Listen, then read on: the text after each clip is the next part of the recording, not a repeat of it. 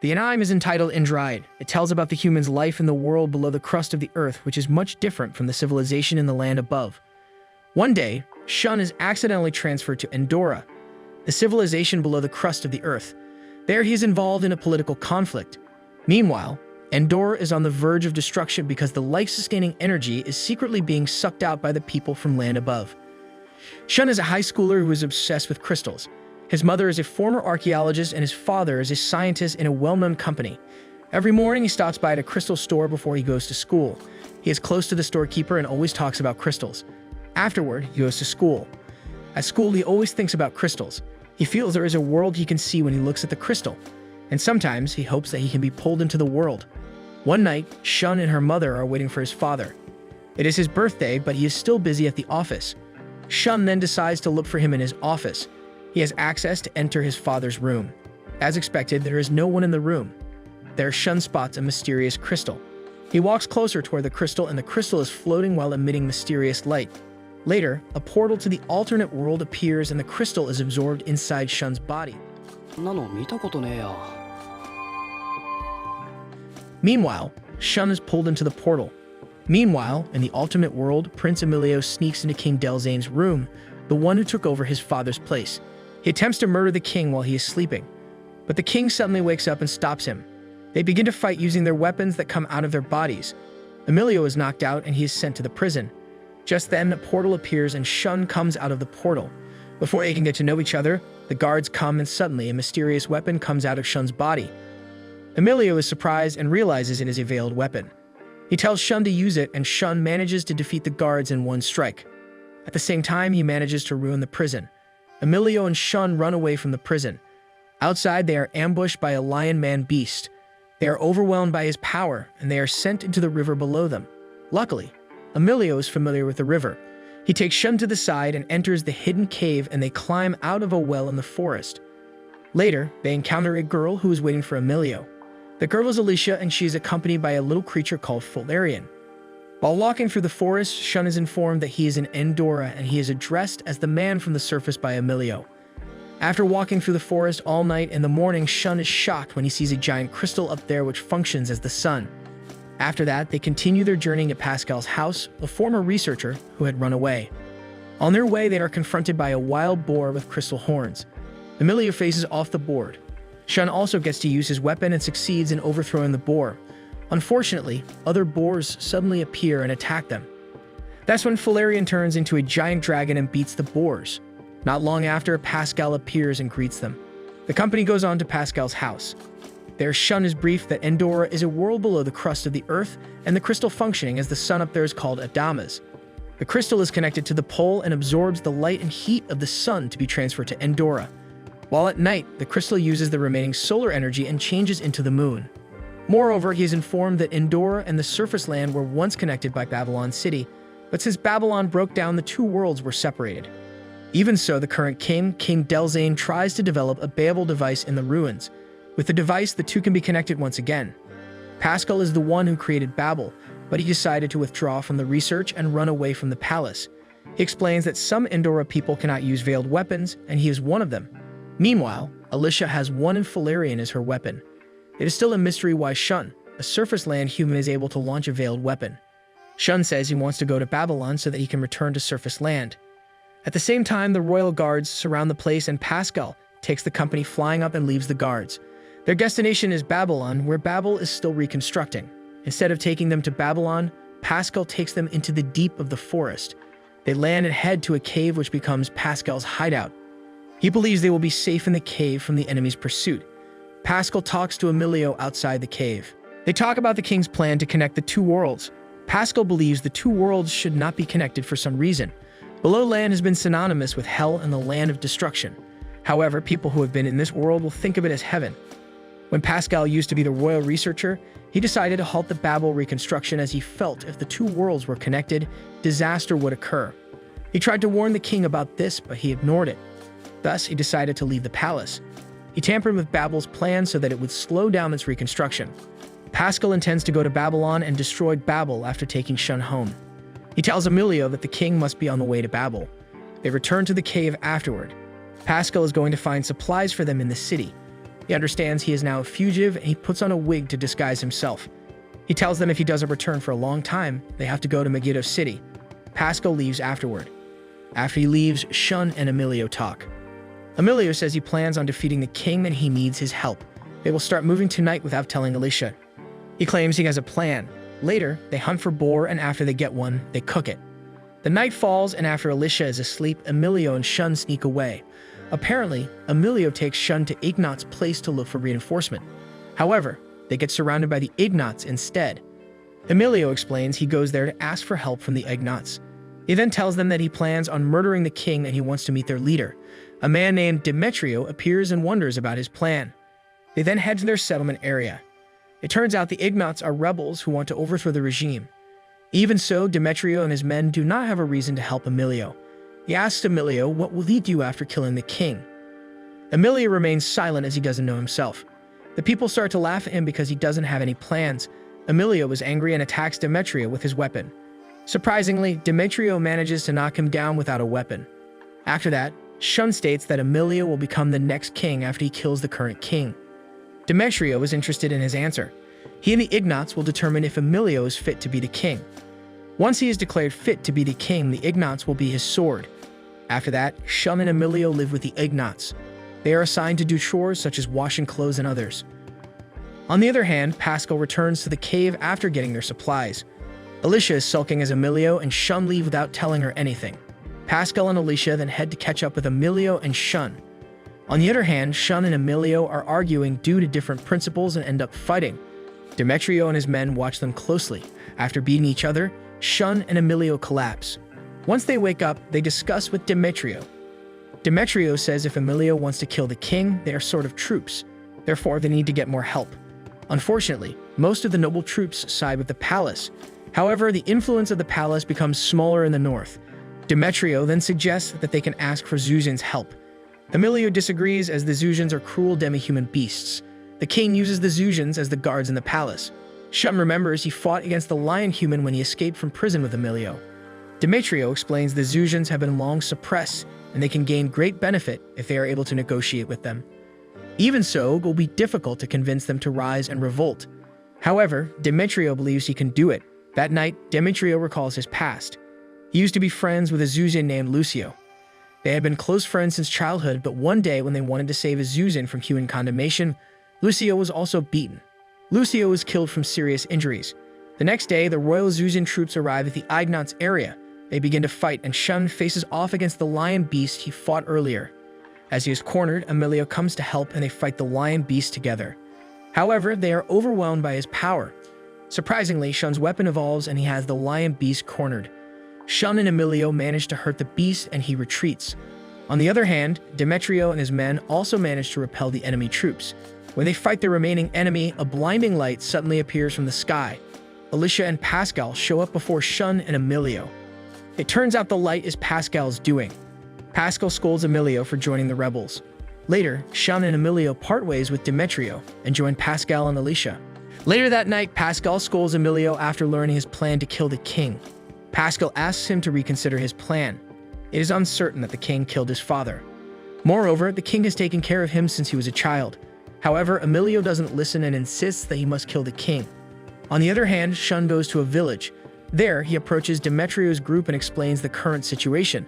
Demetrio agrees to go to Baelon with him even though it will be hard and risky to get there. However, because the king is also heading that way, Demetrio will take the chance. Shun then asks Demetrio and his group to join Pascal and the others. They agree and they will head to Babylon together. They spend the night together and the next day they get ready for the journey. They arrive at the largest harbor city in Endora, Amadeus. To get to Babylon, they have to cross the ocean. On their way, they will find an island where the Zuzans live. Before sailing, they decide to take a rest in the city. Arriving at the inn, Shun quickly falls asleep. But he wanders around the city afterward with Emilio and Alicia. They walk around the city and try the cuisine. Suddenly, someone steals Emilio's knife. He chases the boy and captures him, but Shun feels pity on him. The boy looks having a hard time. Alicia asks Emilio to let him go. Later, they give food to the kids in the city and play with them. In the late afternoon, they quickly go back to the inn. On the way, they are attacked by someone. Shun and Emilio quickly draw their weapons. Just then, a girl named Miska appears. She goes on to attack Emilio. Shun and Emilio have a hard time dealing with the girl. As Emilio is about to get killed, Demetrio comes to help. Demetrio faces off against the girl. Apparently, the girl is an assassin. She was brainwashed and manipulated to kill Emilio. Demetrio then breaks the shackle around her neck and offers her freedom. Although she feels doubt at first, she finally agrees to join him. After that, they return to the inn and go off to bed. The next day, they go on their journey. Demetrio has got a ship to use to cross the ocean.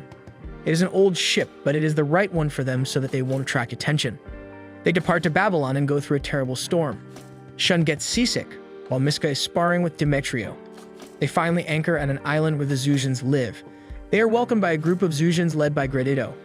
The Zusians are against humans and they surround Shun and the others. They are caught and tied up. Demetrio begins to explain his intention to ask for their help to fight against the palace. However, the Zusians do not believe in him. Gradito goes on to say that Demetrio has to give his life to prove himself. Demetrio calmly accepts the condition and says that without himself, the revolution will still take place. Zusians are about to execute him, but Demetrio's friend gets up and stops them. The Zusians are angry and ready to fight them. However, Gradito roars and tells them to shut up. Gradito is impressed with Demetrio and they are released. Gradito then asks Demetrio to talk in private. Demetrio explains that he doesn't ask the Zusians to fight. He only intends to show the kingdom that the revolution's members are increasing. Thus, the kingdom is unable to do much. Demetrio goes on to say that he won't be the king after overthrowing the regime. He will look for a new king, although he hasn't decided the one yet. Later, the group departs to Babylon. After crossing the ocean, they finally arrive at a great island where Babylon is. They stay for the night in a nearby city. Demetrio encounters some fellow rebels. They are amazed that he can gather a troop. After that, Demetrio says they can meet the king and negotiate. The goal is to make a revolution without bloodshed. However, Emilio feels that this is not possible. The next day, they depart to climb this snowy mountain, going through a powerful snowstorm. They are forced to set up tents and stop for a moment when the storm hits. When the storm subsides, they continue walking. Just then, they are trapped in a hole in front of them and they fall into a cave filled with ice. Unfortunately, an ice dragon appears and attacks them. At first, they try to fight the dragon, but once they learn they won't defeat it, they decide to run away. Unexpectedly, other dragons appear, and they are surrounded by the dragons. Apparently, the cave is the dragon's lair. An unequal battle ensues. At critical moments, Valerian turns into a giant dragon and clashes with other dragons.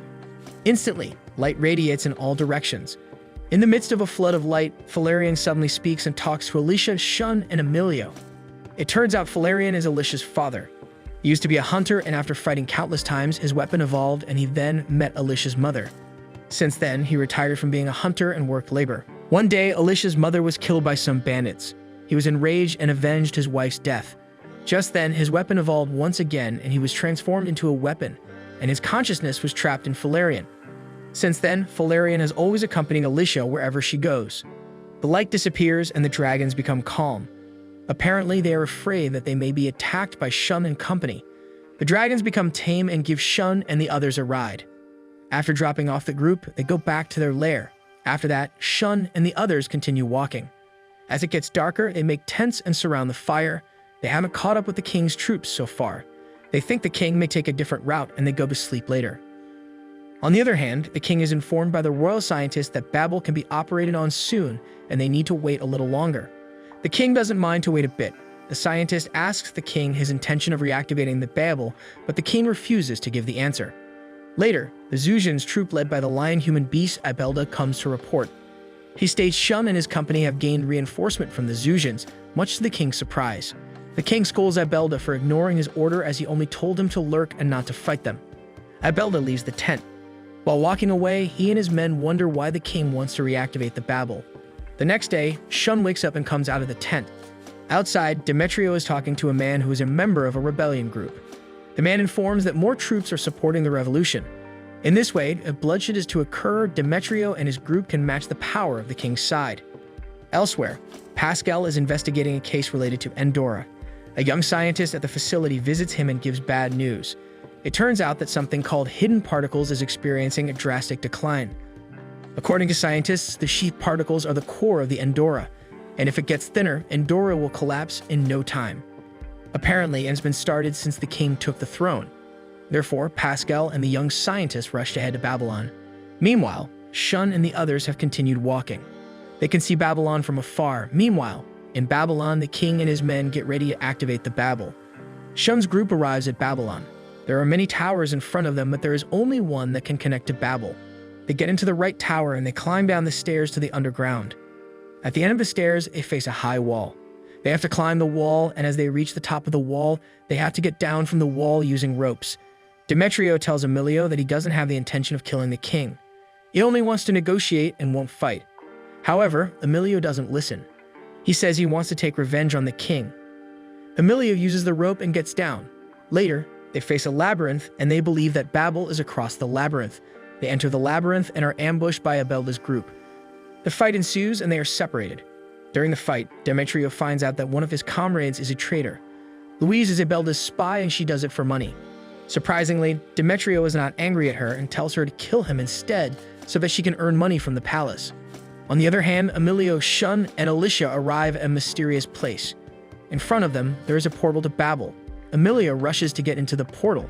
Behind the portal, the king is witnessing Babel's reconstruction. He feels grateful that his dream all this time has come true. At that time, Emilio appears from the portal. In the labyrinth, Louise is still fighting against Demetrio. Taking the chance, Ibelda and his gang decide to leave. While fighting, Demetrio tries to convince Louise to return to his side. Later, Louise gives in and joins Demetrio's group again. They immediately go to Babel. Meanwhile, in Babel, Emilio advances and attacks the king. Both of them engage in a fierce battle.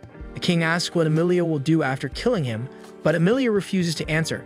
He keeps launching attacks at the king. On the other hand, Ibelda turns against his comrades, the fellow Zusians. Apparently, he wants to do this all by himself. After finishing all his friends, he goes to Babel. Returning to the fight, Emilio recalls his father's face, but he is shocked that the king's face appears in his mind. At the same time, light shines, indicating the gate of the two worlds is created. Emilio doesn't know that the king wants to go to the surface. Not long after that, Shun arrives. He tries to stop Emilio, but suddenly, Ibelda shows up and makes things more complicated. Meanwhile, Pascal and the young scientist arrive at Babylon. They quickly get through the labyrinth to get to Babel. In Babel, Ibelda begins to fight Emilio, but the king tries hard to cover him. At last, the king gets struck by Ibelda's attack when he is trying to protect Emilio. The king collapses and Emilio feels sad. At the same time, Ibelda jumps into the light connecting the two worlds. As the light disappears, Ibelda also vanishes. Pascal and the others arrive at the room and witness the king dying. Pascal rushes to approach the king, but the king cannot be saved. Emilio cries over his death. After that, everyone leaves Babylon with great sorrow. Before leaving, Pascal checks Babel. He wonders if the particles stop decreasing after the Babel stops working. He thinks he needs to do more research about it to figure it out. On the other hand, Demetrio and his group leave first. Louise feels awkward with the situation, but Demetrio welcomes her warmly. Outside the tower, Emilio is sitting while thinking about what happened. Shun approaches him and talks to him. He says even though he failed to come back to the surface, he managed to get Emilio not to kill the king. Emilio then says that when he saw the king, he felt that there was a longing he had always felt for his father. He says he wanted to take revenge because he believed that the king killed his father. But after thinking Pascal's words earlier, Emilio began to doubt it. He never knew about his father's death. He only believes that his father was killed by the king and he lives to take revenge. Now that the king has died, he doesn't know what to do. After that, Shun and Emilio walk around the place until Emilio feels better. They then meet Alicia, who is worried about them. Pascal is still investigating about Babel. There are no signs that the Babel system is working properly. It should not be able to be activated again, and that makes him curious whether Ibelda was successfully sent to the surface or not, but they have to go to the surface to find out.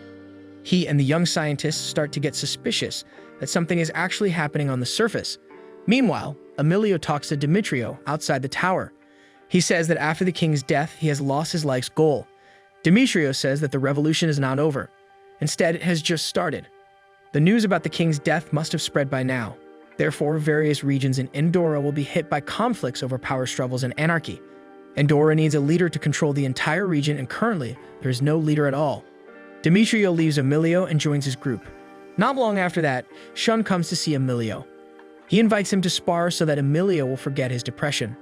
Emilio accepts the challenge and the two attack each other with their respective weapons. Meanwhile, Demetrio has a meeting with his friends. They are informed that the Zusians are in trouble. A very large fleet of ships has surrounded them and are ready to attack. Demetrio knows that this is the result of the king's death. There is no longer any prohibition against attacking the island. Emilio and Sun finish their fight. Both of them join Demetrio's group and want to help with the conflict. Not long afterward, they meet Pascal.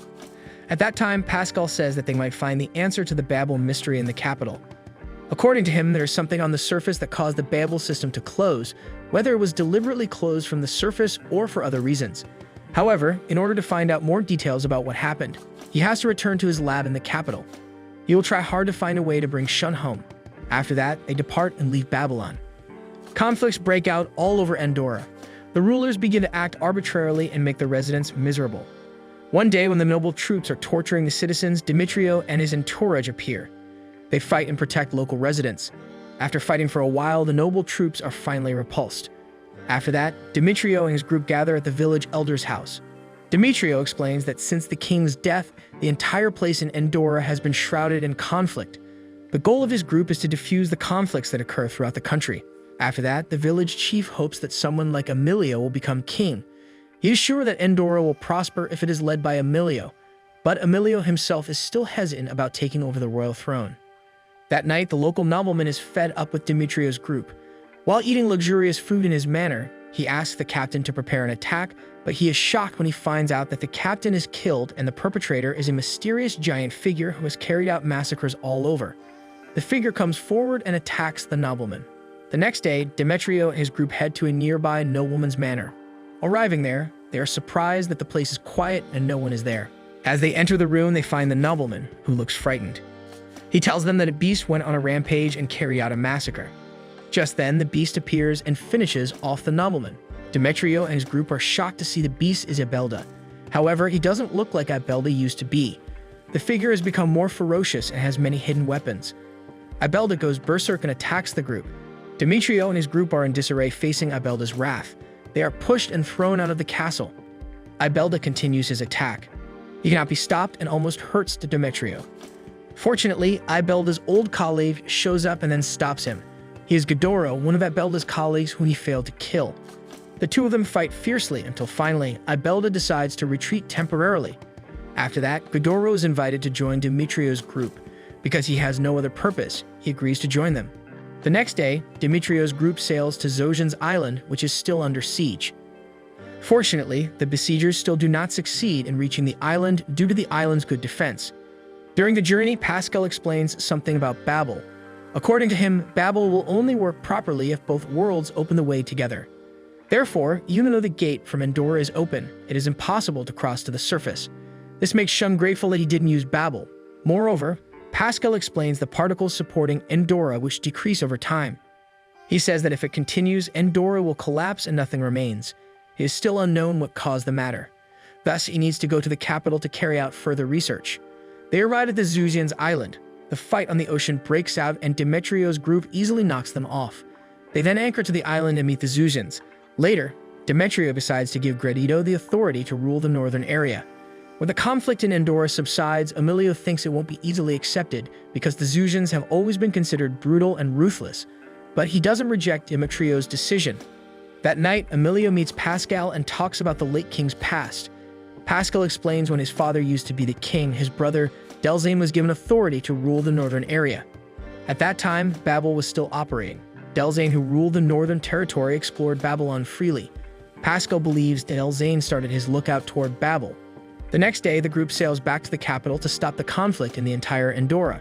They arrive at the capital and they get into the palace and are surprised because the palace is very quiet. There are only a small number of military troops and several servants. Aaron, one of the military officials, reports the current situation to Emilio.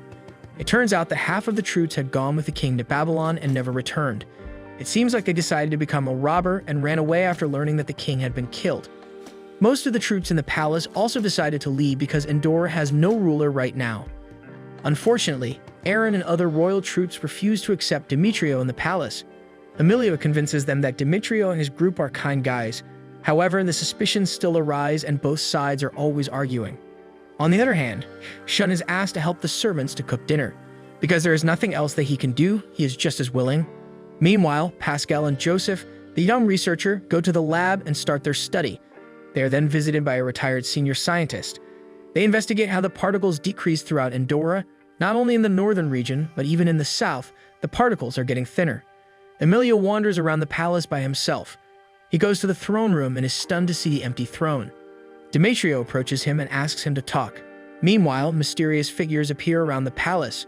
Pascal and the scientist notice the presence of the mysterious figures. Finally, the royal troops are deployed, including Demetrio's group. They all advance and fight against the mysterious creatures that resemble shadows. It turns out that all the mysterious figures come from Ibelda. The wild monster appears and then goes on a rampage.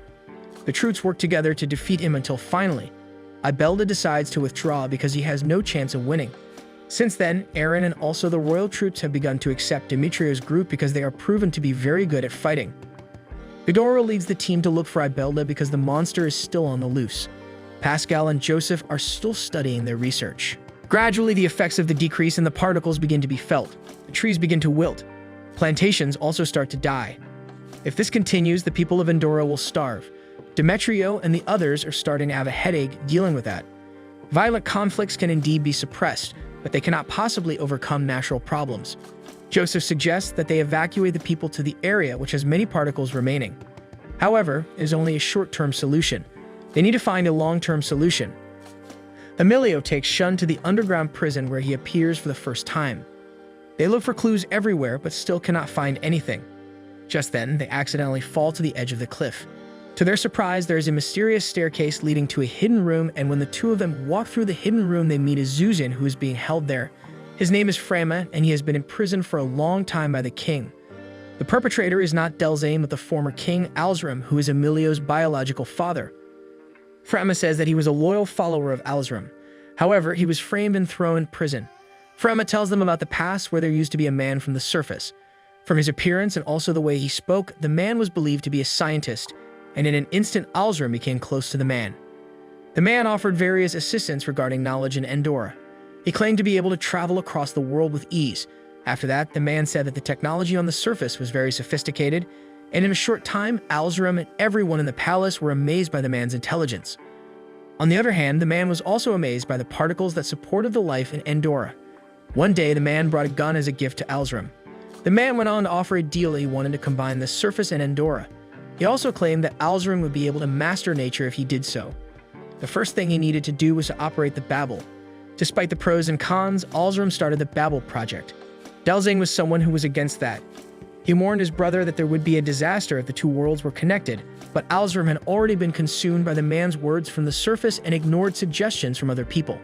The man then asked that Endora transfer the particles out so that parties on the surface could use the particles like Endora people, and in return, the man would offer technological sophistication.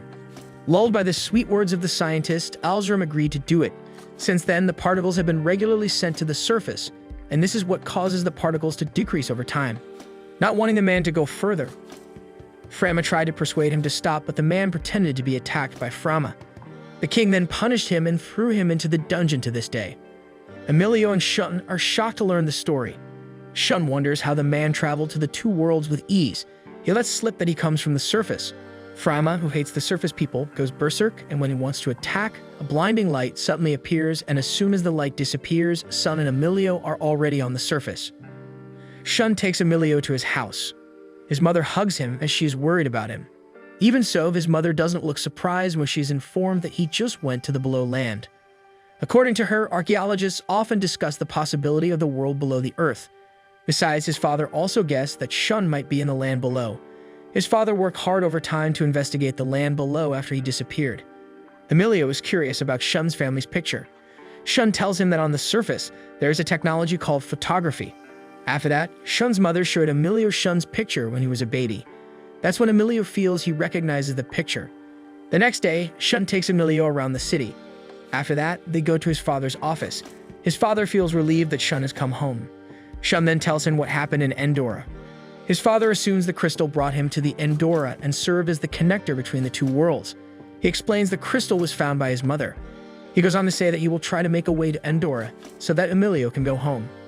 He says it won't take long. Shuna and Emilio leave the office in the late afternoon. Emilio feels something strange. He feels familiar with Shun's father's smile. Just then, a glimpse of the past flashes through his mind and he sees the figure of the baby.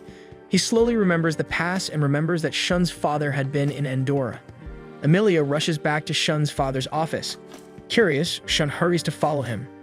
The two approach Shun's father, and Emilio talks about his past. He says he is the scientist Frama talked about.